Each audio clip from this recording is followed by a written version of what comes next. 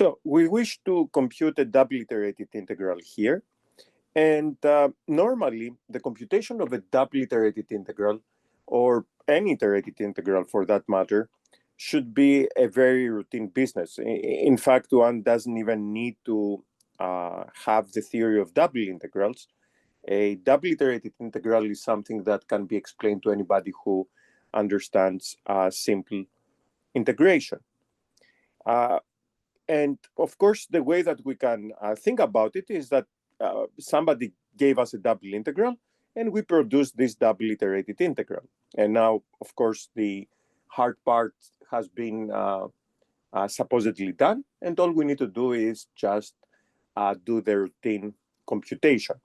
However, with this integral that we have in front of us, we can see that this is no routine computation, because the first step that needs to be taken is to find the antiderivative of e to the x squared.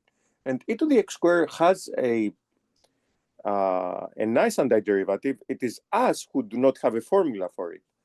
All continuous functions have an antiderivative, but there's no explicit simple formula for it. And hence, the integration cannot go forward like this. So here's what we're going to do. We're going to try to understand what double integral this came from, which means that we will need to find the domain of integration. And then we will try to integrate first with respect to y, then with respect to x, to see if we have better luck. So here, to analyze this domain, or to understand what this domain is, since we have horizontal integration, we need to start by looking at the left boundary. And the left boundary is x equals y. That's the bisector of the first quadrant. And then the right boundary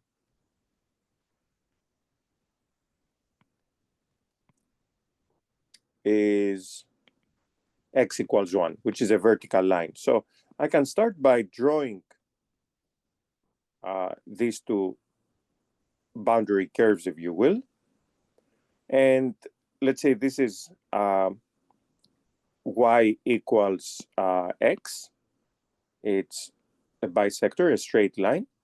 And this is x equals 1.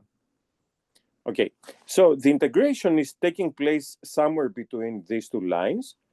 And we can be more specific, since we're given that the lower limit of integration is 0 and the upper limit of integration is 1.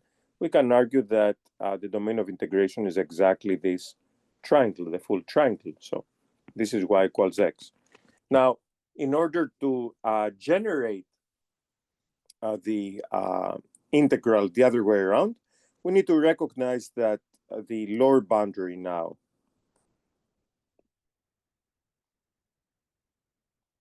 is going to be y equals 0, and the upper boundary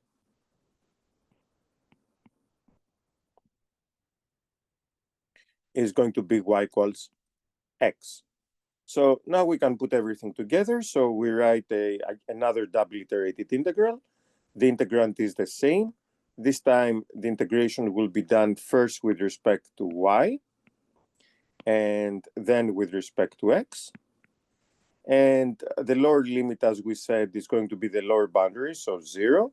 And the upper limit is going to be the upper boundary, which is x. And the horizontal range of all these vertical integrations, if you will, is from 0 to 1. So this is the same integral, the two integrals represent the same double iterated integral.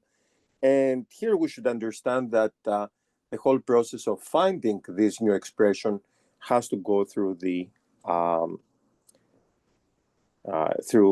sketching the domain. So now the first integration is trivial. Why? Because e to the x squared is constant with respect to y. So the antiderivative will be simply y times e to the x squared from y equals 0 to y equals x.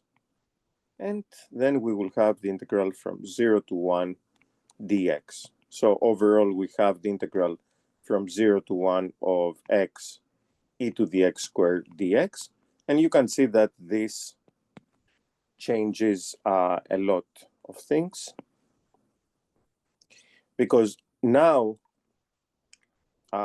we can do a substitution. So we can set u equals x squared, du will be 2x dx, and x dx will be 1/2 du.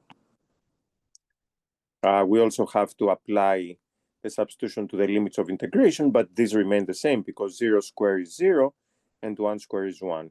So we have e to the u du, and we should put also the 1/2 from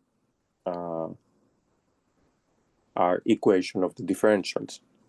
So the antiderivative, of course, here will be e to the u from 0 to 1 times 1/2, and this, of course, e to the first minus e to the 0, that's the same thing as 1 divided by 2.